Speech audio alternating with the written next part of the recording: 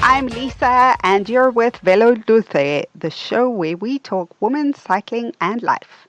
Velo Dulce is from the Italian phrase La vita dolce, which means the good life. These are stories from women around the world on finding the good life through life on a bicycle.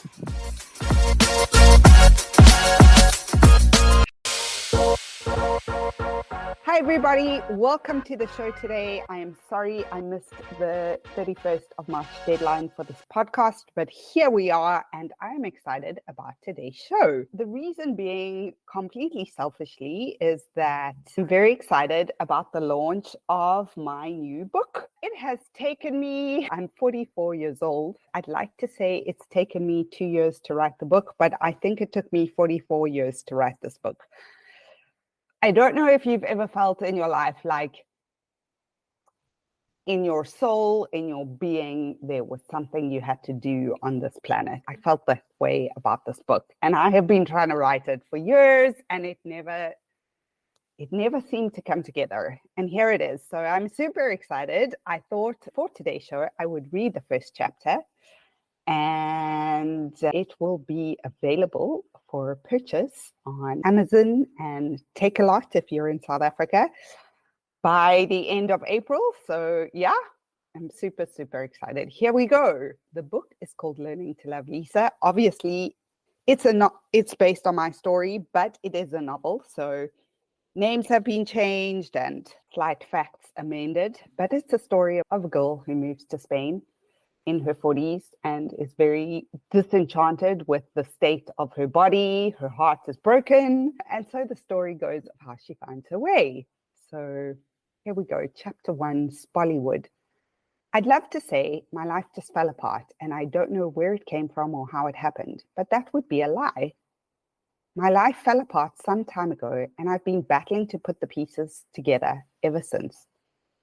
If my life were a Hollywood movie, I would have long since had the revelation, met my prince soon-to-be husband, and have put my life back together in an entirely new way with a new job, new set of clothes, and newfound confidence to match, of course. The end.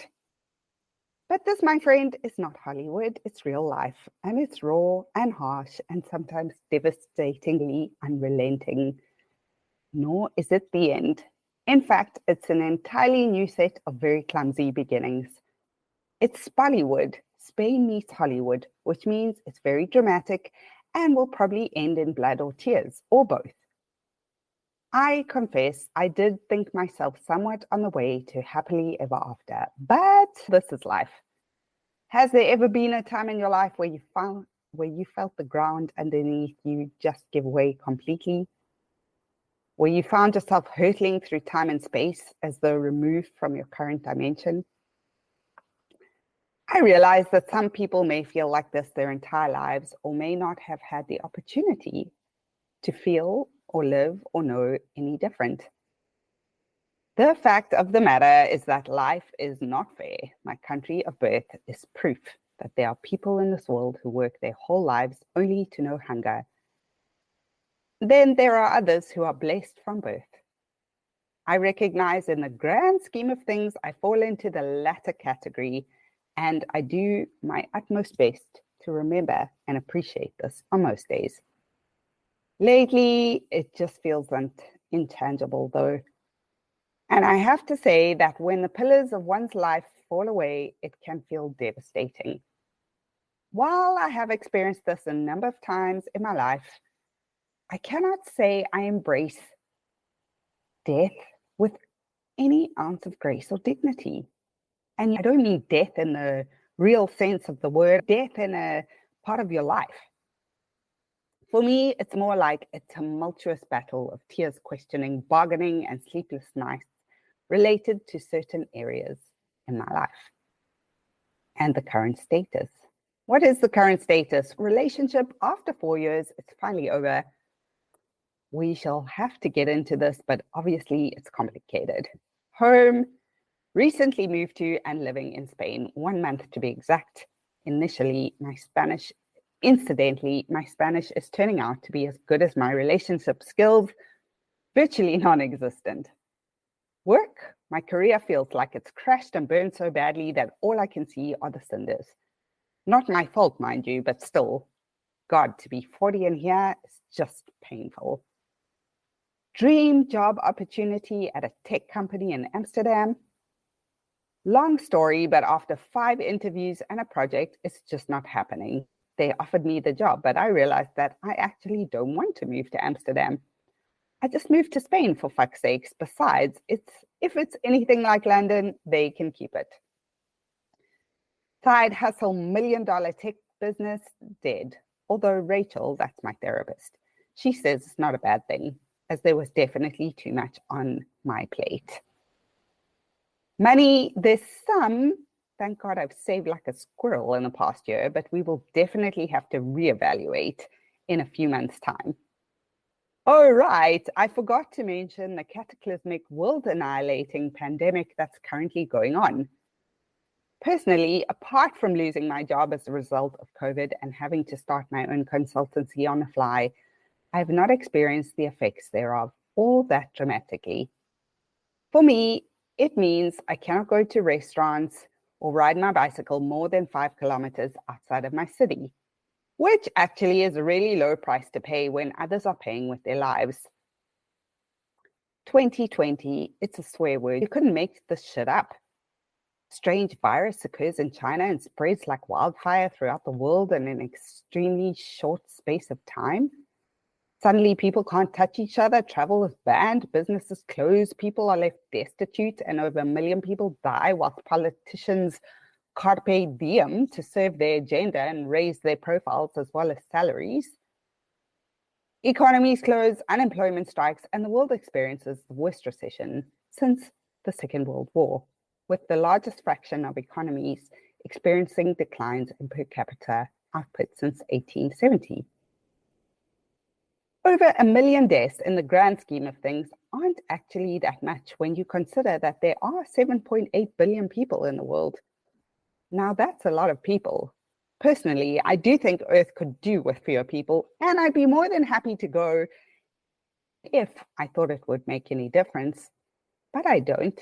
The human race is designed to breed, expand, and grow, and I expect that one day when Mother Earth has had enough of us trashing her apartment, she's going to throw us out anyway. But I don't want to get to the end of the earth stuff in this book. God knows there's enough of that in the media right now. There is no doubt my tale pales in comparison to the millions of others out there. But as the lead protagonist in my story, I'm the best suited to tell it.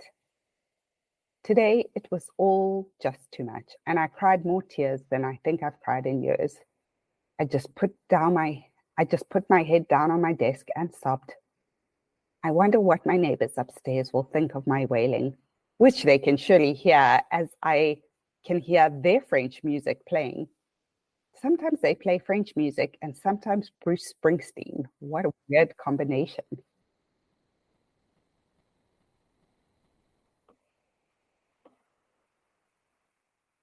I wonder why a Spanish family would listen to French music. It's so weird. I guess the same reason I came to Spain. That's the interesting thing about exposure to a different culture. It widens your experiences and opens new dimensions of yourself to explore.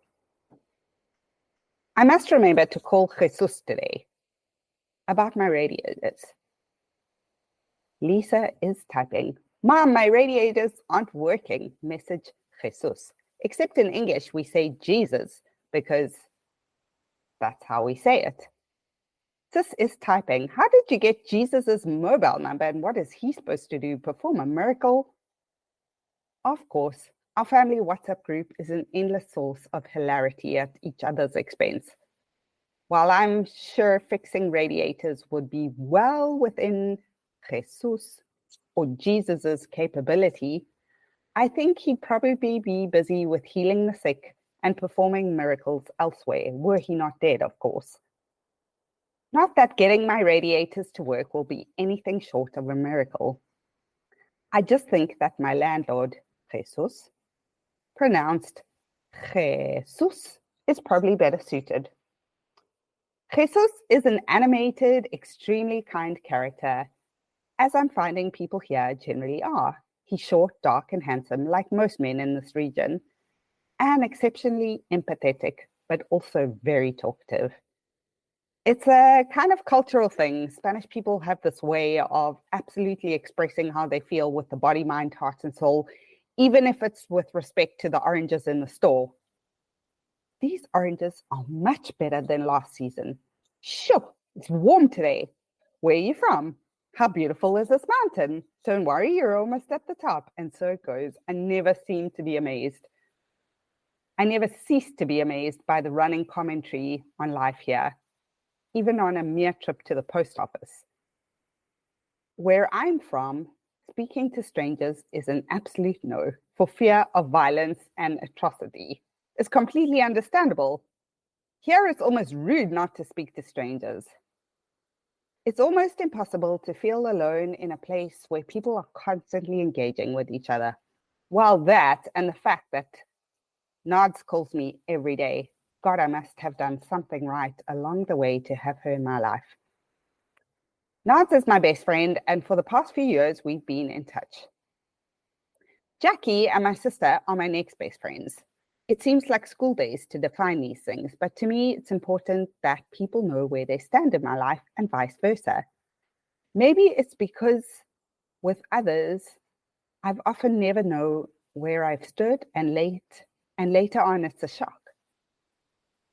I have found much solace here in the chattering of the city, even amidst a killer global pandemic.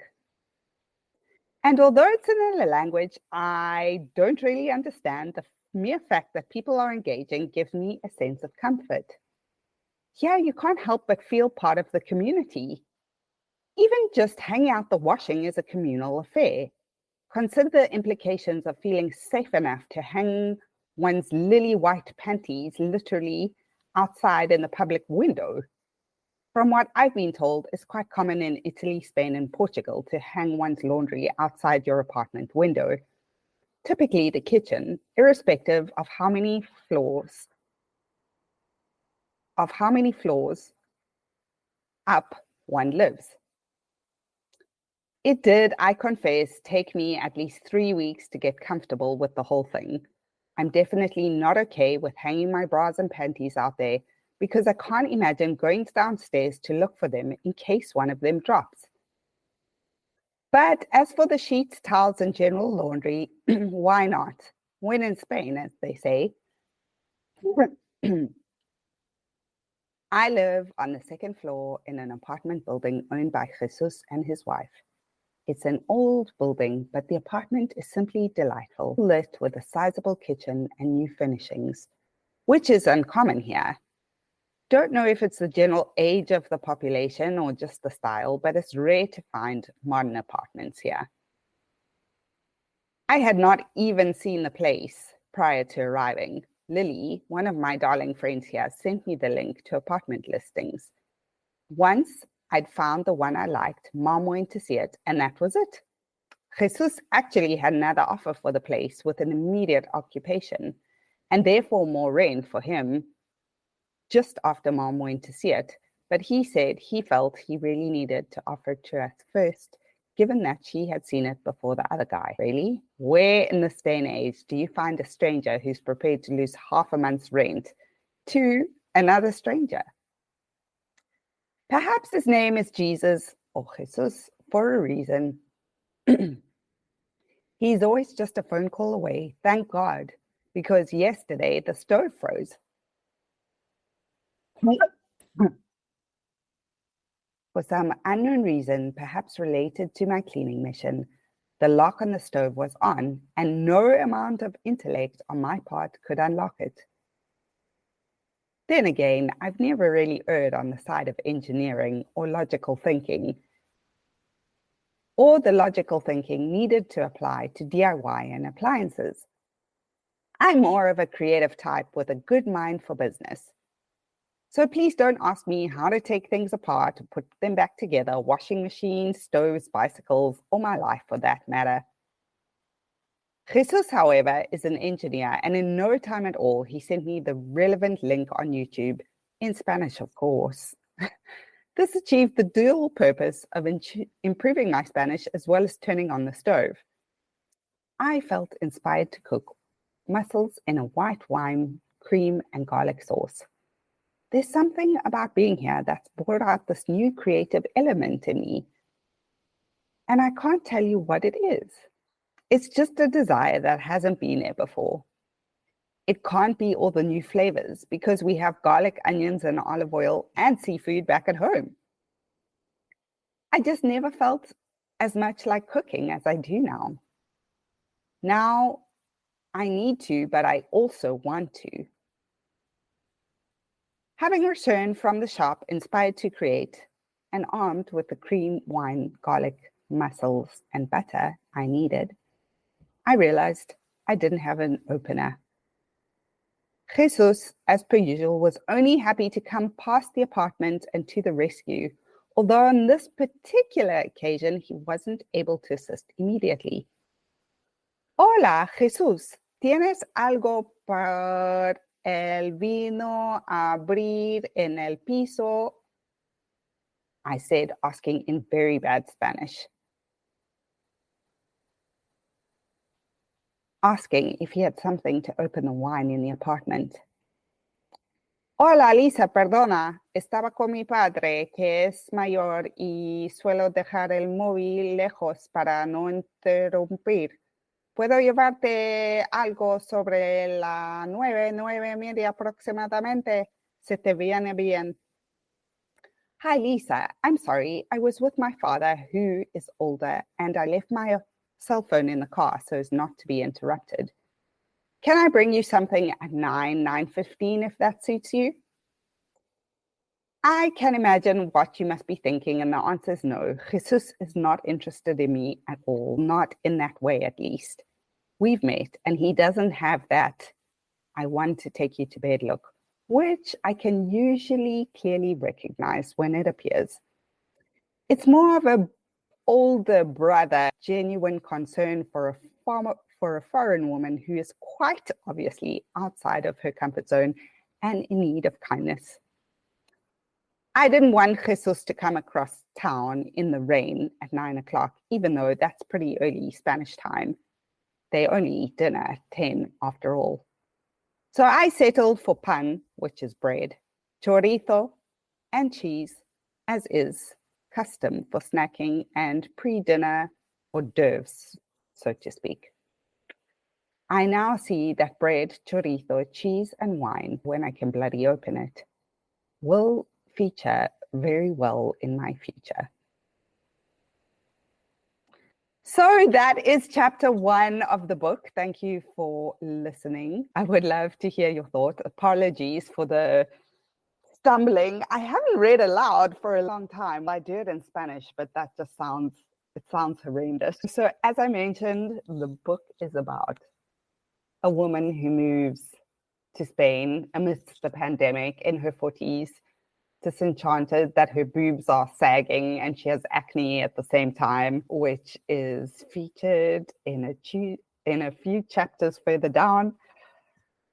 I think that all of us can recognize a time in our lives where things haven't quite worked out how we wanted, and there's nothing we can do about it to change the past, but we can set ourselves on a different trajectory. And I think 2 things happen when you recognize that something is not working. Sometimes your soul takes over and is like, we are starting a new path, and you find yourself doing things that you would never have thought you would do, like move to a foreign country in the midst of a pandemic with 1 suitcase and a bicycle. Or you make a conscious change. I think moving to Spain was both. And if I look back, I used to cry almost every day.